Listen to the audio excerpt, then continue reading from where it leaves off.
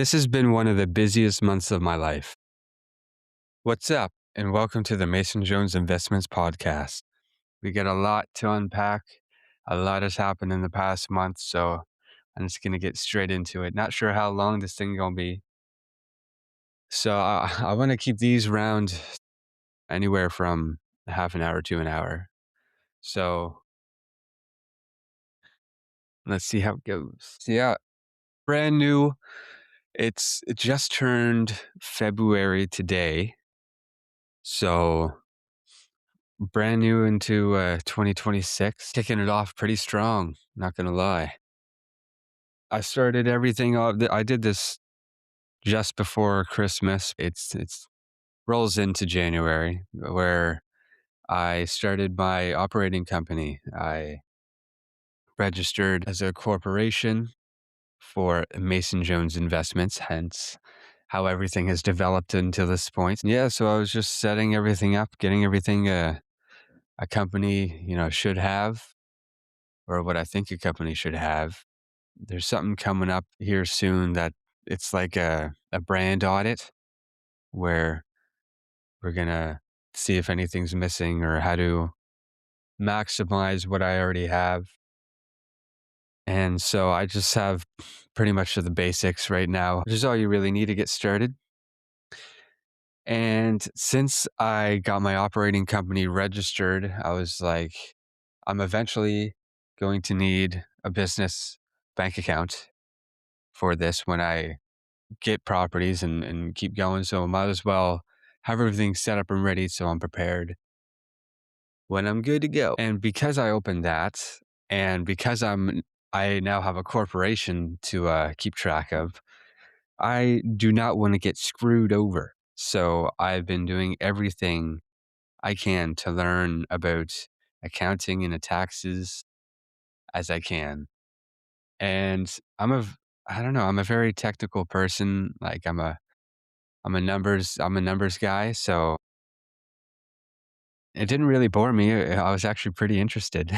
There's this thing called GAAP, which really stood out to me. It's like just general accounting principles and practices that pretty much everyone follows or should be following. So it's nice that there's like kind of a guideline and you're not just winging everything and getting information from whatever sources you can find. Yeah, so learning all of that, getting my accounting knowledge and my systems, like, so first thing that comes to, I think, anyone's mind when setting up a corporation or starting a company is the write-offs. Obviously, I didn't start this company just to write things off. That would be kind of stupid. But I don't know, there's a lot of benefits, I think, for me to start it at the time that I did because, like, I'm just getting into it. I want to be taken serious. So why not be serious and have a corporation, have a business bank account ready to go for deposits, payments, like for inspections and stuff like that. And then why would I have all this shit coming out of my personal if I don't need it to? Especially with with the tax differences. Like, I don't think it was a stupid move, but everyone can have their opinion. And but the write-offs did help me with my office setup because before everything, I was on the couch with my laptop and that was it. So I got everything for my office. I there's a little space in my apartment that I could tuck it in. And yeah, write-offs. Well, let's see how that goes. My first time going to be doing that. I mean, like, as far as I know, they're all just deductions. Like, they're not all 100%. I'm not completely sure which ones are. I'll have to double check. I printed off all the like on the government of Canada, they have what they class as business expenses. So I printed all that off just to be triple sure that I'm not claiming something I shouldn't be. And yeah, that's something I've been debating on is at least for my first year, because I know for my second year and on when I have a lot of like properties or deals or whatever, I'm not going to want to do everything by myself. So I'm thinking ahead now of who I'm going to need, whether it's a CPA or just like a small business tax firm or something like that. Cause I know CPAs are quite costly. So I don't really want to get one if I don't have to. But if it, if it's worth just paying a CPA to check over what I have, then I might consider that. But I think that's as far as I'll go. Like I said, at least for my first year, I want to know how to do everything. So I want to actually have done it myself. So yeah, that was starting up my operating company. And when that was happening, I booked my first walkthrough it was an eightplex and a sixplex. We went to two that day. And it was funny before this, we had the walkthrough booked before, but we had a big ass snowstorm that, that came and filled the road. So we had to reschedule. And I was like, no, I want to do it now, but that's life. And speaking of snowstorms, there was another one that delayed another appointment I had. It was a tattoo appointment. The day of, it just dropped a bomb on the place I was going. The tattoo shop I go is a little bit over an hour and a half away, and I only do that because I have pretty big trust issues, and I don't really like exploring out of what I know works. So at least in this sense, it's where it's like putting ink in my body. Like I want, if I know someone does it the way I want it to be done, I'm not going to go to someone else that is possibly going to do what I don't want done. So yeah, that's why I travel over an hour and a half for a tattoo, but it's always worth it. Yeah. So the snowstorm, since I'm an hour and a half away, the morning of my roads were clear and I was like, all right, cool. And then I get a message from my artist and they're like, yeah, are you going to make it because of the roads? And I'm like, yeah, should. I mean, they're clear here. And then she sends a picture of outside the window and there's like 3 feet of snow. And they're like, yeah, I'm trying to get out of my driveway. Whoa. Okay. Yeah. So that didn't end up happening. I was very, very sad. Delayed by 20 days, but it's a blackout sleeve with negative space in it. It's like negative space lightning bolts through the forearm. It's pretty cool. It's only half done now. I'm going back in a few weeks for the other side. Exciting, yeah. Yeah, back to real estate. Speaking of walkthroughs, I have done 3 walkthroughs recently, and those are beside the one I just mentioned. That was just my first one that I did. So since then, I've done 3, and I just booked 2 more, and I actually have an investor coming with me for one of them. So that's pretty cool. With a mentor, we set goals for me because I want to get out there and I want to get known and provide people values. We set a goal to go to 10 events and set up a call at each event with one person at least. And so far, I've went to 15 events and I've set up 11 calls. I've done 11 calls. I have 2 more set up and I'm waiting on 3 more people to schedule in. So yeah, it's been cray cray and double time too, because like I don't like talking to people. I would so much rather just be in this room with my headphones on for the rest of my life. But alas, This is what I have to do. And I'm actually loving it because every time I get on a call, I always come out of it with something, no matter who it is, what it is, either a new perspective or a new strategy, someone to follow up with, someone to connect to. Yeah, it's great. And to go even further, I had a meeting with an investor, went out to coffee with the guy. It was a really good time. He gave me a bunch of good insights and ideas. We were navigating through my situation together, and it was a good help. So that was good. That's actually the guy that's coming with me on one of my walkthroughs next week. So I'm loving the experience. And yeah, doing this, it's like there's a lot of snowballs going on recently. So like they're just beginning with just the flurries.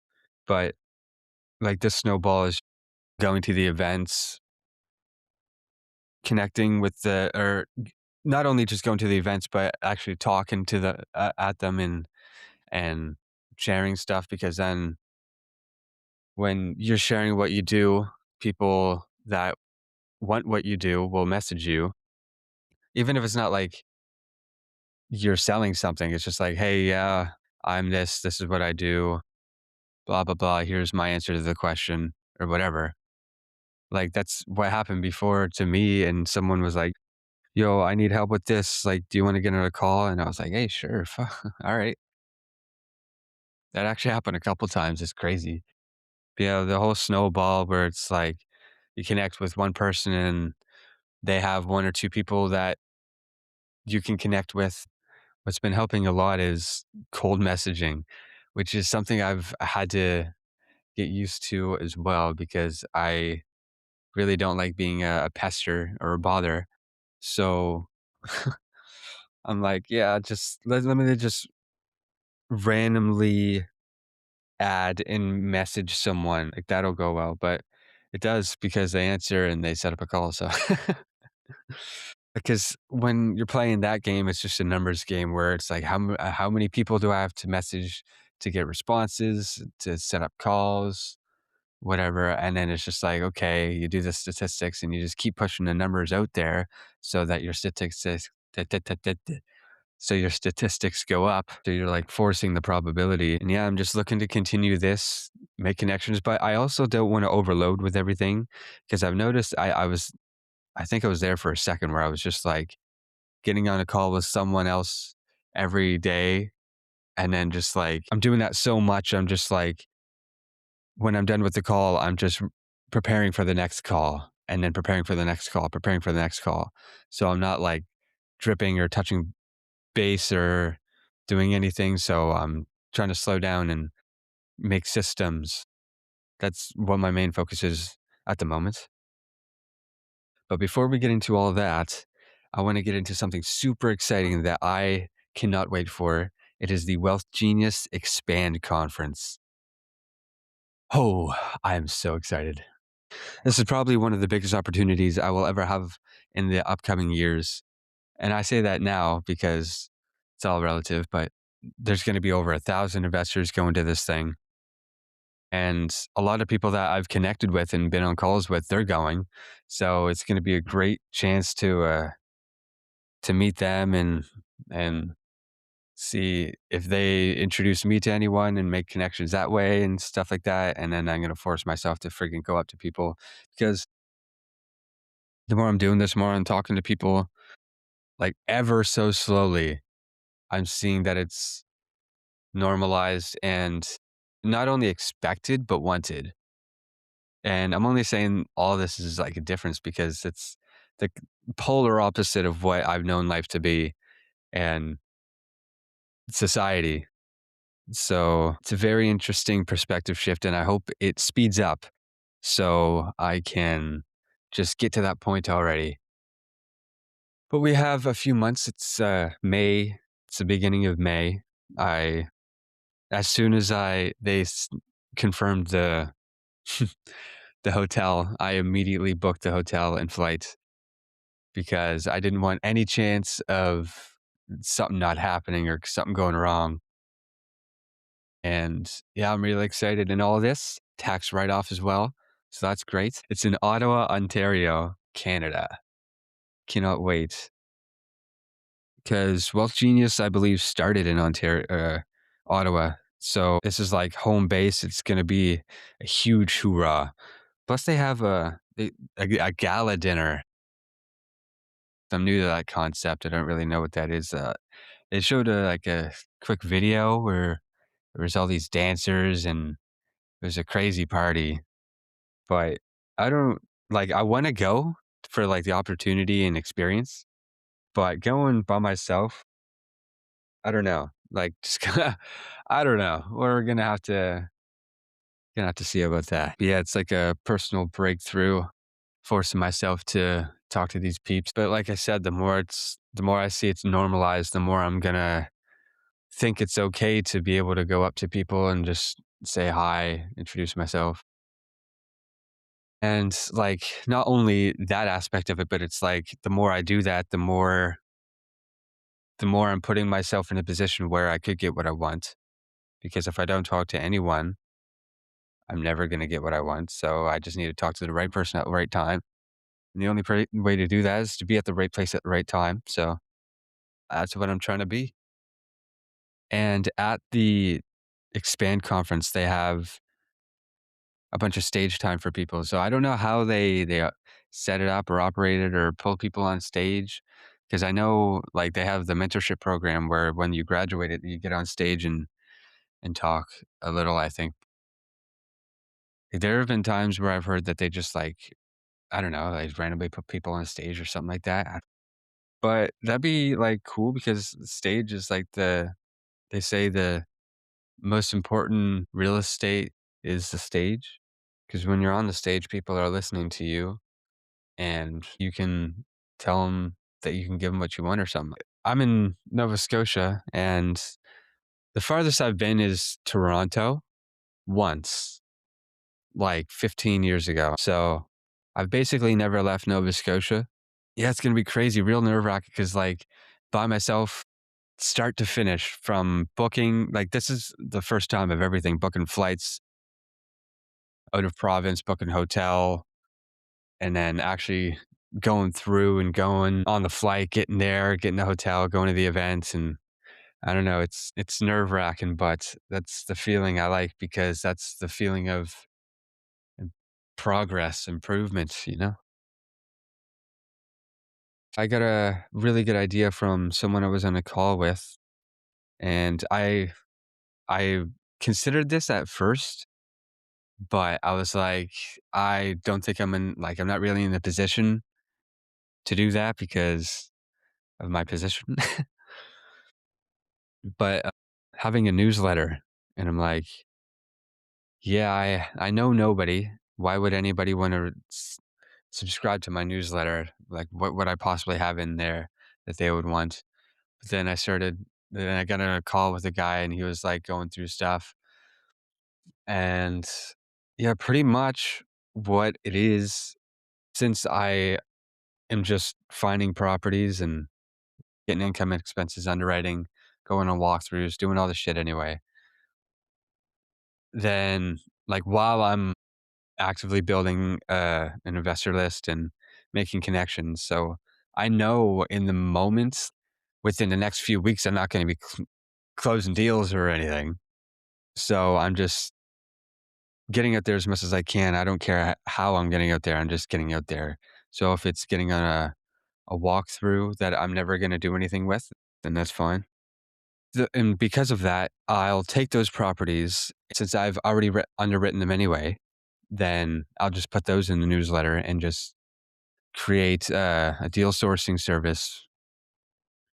This was kind of something I need to think about because my initial thought was to just have it as a finder fee service to be like connect buyers with properties. Like that's it, not buyers with sellers, but buyers with properties.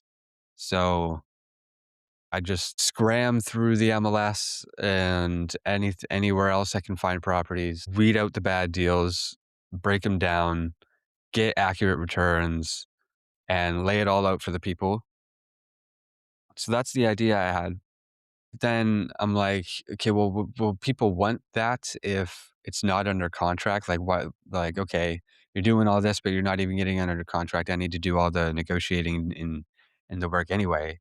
So, what work are you saving me? But then it's like I'm saving you all the work of finding a decent property to even that's even worth looking at. But I don't know. It depends on who you're talking to. There's been a lot of setup for this for me because I like to be prepared for everything before I get into something, or at least as much as I can be. So there's a lot to have set up, at least for the way I want to have it set up. So at first, I'm going to have the listing breakdown where I'll have all the returns and the information about the property and income and expenses, everything that you need to know. I'll have that in like a listing template, and I'll put those templates in the newsletter template, and that's kind of the system I got going there. But then I needed to make the newsletter template, then I made that, then I made the listing template, then then I was like, okay, a welcome email would be beneficial, and especially if it's like, because on my welcome email I explain how I underwrite and do everything and what they should expect. So I go and make that. Then I go and make the newsletter sign up form, and initially, I made it with just Google Forms, but then I I'll get into I get into this in a bit, but I get something called Make.com, which is like an automation software where they have a bunch of integrations, but with Google Forms, it doesn't do an automatic watch when people submit, but there's another program that does. So I had to switch over from Google Forms to that. So I set that all up. And then in that, when you submit it, it has a thank you page. So I set that up. Yeah. So I was basically doing a lot at the same time. Like I got an underwriting sheet that I was learning because it wasn't mine. I was learning, I was editing it, I was trying to underwrite properties at the same time and make all of these newsletter templates and get content ideas just because I didn't want to have one thing and not the other. So I was just multitasking. And it's slowly, that phase is slowly coming done because I'm just about to finish the welcome letter and just a few finishing touches on the listing letter. Then the newsletter should be good to go. And like the sign up form and all that, that's all good. Everything's connected with the automation and that just took a while and some trial and error there. Yeah, that's the plan is to finish that and then start pushing it. Facebook. I don't know if I want to do Facebook ads and stuff. I'm not sure. I think I might just stick to Facebook groups for now, but that's the newsletter. An interesting topic I ran into is Gary V. Yeah, that guy. I'm always on the fence of whether this guy's just batshit insane. Cause like he'll say something that makes complete sense and be like, yeah, this guy knows what he's talking about. And then 30 seconds later, he's screaming, your grandchildren are gonna marry robots. And it's the robots are gonna kill your kids. And it's like, holy fuck, this guy. Holy shit. But as far as the technical stuff and psychology and shit, that's I think all bang on. And I know he freaks out about all these resources, all social media being free and stuff like that. Like he has aneurysms about like, do you understand this is free? Nothing's been free. Um, where it's like it is a good point. Like he stresses on it way too much, I think, but it is a really good point that everybody it's just a capitalistic world. To think that if something is this big, they would at least like yes, they have Chat GPT monetization or like subscription and stuff like that, but like that again, it's all optional. Like there's I don't know if it's like, is it just a sales thing to be like, "Oh, keep them around until they can afford it?" I don't know. Yeah, and, like, his predictions are like, are clearly crazy, like, the robots are gonna kill your children, but he's went over the predictions he's had before, and especially his analogies of, like, even the phone now and, like, meeting people online. Like, way back then, you were ashamed and hiding that you were even talking to people online, and now everyone's openly doing it. And he uses the example of there's, like, already businesses and services in place where you can pay someone to take a walk with you. So he's saying if that already exists, how is that any different than back then people talking to people online, how they're, like, feel shameful and hiding it from people? Like, I'm not saying that this is the next norm, but I'm like, you can't completely dismiss it. It does kind of, like, I can see how it makes sense. I guess his main message, or my main takeaway from him as a whole, is that social media is a numbers game, and it's hard. Like, it's just a number game, and the more you focus on the stats and probability and all the insights of everything, it's a lot to keep up with. But what I really like that he has is his content model, like the content pyramid or whatever, where this is just a time-saving system, I think, and it's great. Where you have the initial long form content, like a podcast or a speech or a Q&A or something like that. And then you take clips from that, like short form clips and pictures and posts, just and you take what you talk about and turn that into LinkedIn posts, and then you take the LinkedIn posts, make them Instagram posts and Facebook posts, and, like, you just kind of split things up, and it's pretty cool. And then you recycle, so you'll share something on TikTok, and then you'll share that to your Instagram story. So it's just like getting everything everywhere all the time. And he made a really good point where it's like a lot of people say that you need a niche and you need to stick on your target platform or your target audience or whatever. That, while that's true and that's should be your main focus, I think you should be doing everything anyway, just because, like, why not? You know? Like, just because that's your target audience doesn't mean that's gonna be the only people that will bring you business or give you what you want. So might as well just do everything to cover everything possible. Like, why settle with missing something? But, like, I'm by no means a Gary V cultist or anything, but some of the shit he says makes sense. And that got me into wanting to put on social media a lot more. So again, I was setting up those systems. I was trying to figure out a way to, like, come up with ideas and split the post, and I'm still trying to, like, fine tune it, but as much work as it is, it's just as important. That's why people put in so much work, because you're not going to go anywhere if no one knows who you are. So it started with the social media, and then I was like, okay, I should be everywhere all the time.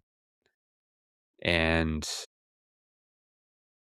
I don't know, I just got kind of imposter syndrome, especially with the podcast, because I'm like, who the fuck am I to have a podcast? Who the fuck would listen to me? But it's not about that. It's about, like, just having the credibility and having that view to be like, oh yeah, he has a podcast and he does that, and he hosts meetups and he does this, so he has a book, so it's like a credibility thing. So I'm just gonna keep with it, see where it takes me. It's kind of cool because, like, it's not the same thing everywhere I go. So, like, here, It's just talking about what I did in the past month, so it's nice and fluent. Like, I still have everything.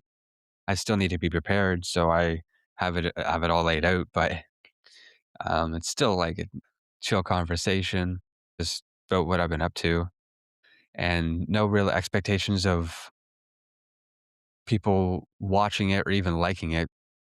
Either way, I'm gonna keep going with this and my YouTube channel. So this is every month on my podcast, and my YouTube channel is gonna be every week, and the newsletter, when I get that set up and have people coming in, the subscriptions, that's gonna be bi-weekly. So I'm gonna have 3 things to do every month at least while doing all of this and underwriting and doing and finding properties and stuff.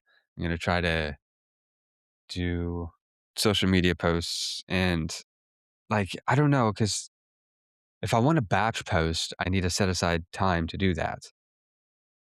But in order to set aside time to do that, I need to delay doing other things like setting up systems and answering and meeting people. And so it's tough finding. I've that's something I've been saying to myself the past few days is that there's not enough hours in the day anymore. I swear time has changed somehow where I'm like, okay, I have all this stuff I want to get done, but I can only get like 40% of it done today if I bust ass all day. That's crazy. It's good to keep busy.